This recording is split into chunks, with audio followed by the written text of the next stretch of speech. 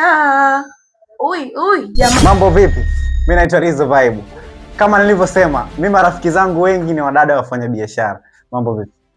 Mzima. Umependeza. Nilishasema mimi marafiki zangu wengi ni mdada mpambanaji. Yaani kama wewe ni mdada mpambanaji, basi mimi naweza nikaa rafiki yako na nikaje ofisini kwako. Leo nimekuja kwa dadangu. Unaitwa nani? Javan. Yes. Sasa mimi nimekuja hapa dukani kwako leo, nataka nikuongeshe. Okay. Sikuongeshi mpaka uniambie. Maana unashangaa tena. Hebu nipe kionjo kidogo.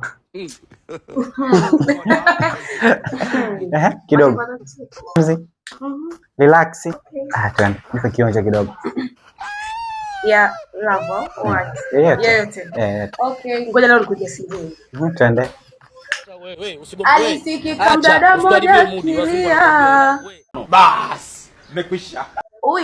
Jamani, ukumi naibiwa. Makofi. Mbona visu mnanitorea? Jamani, ukumi naibiwa.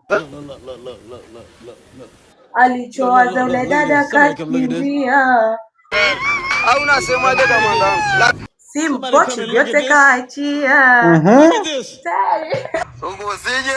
Utatandala wewe. Noma sana. Bwana, anaitwa nani?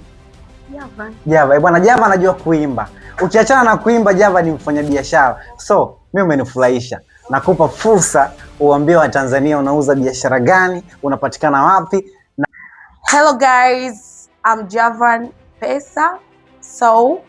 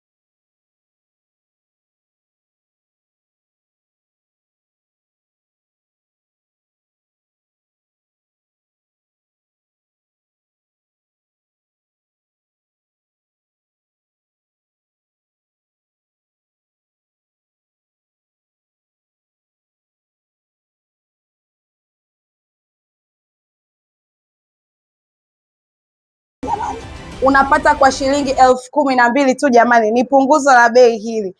12,000. Mungu sie kiziwi.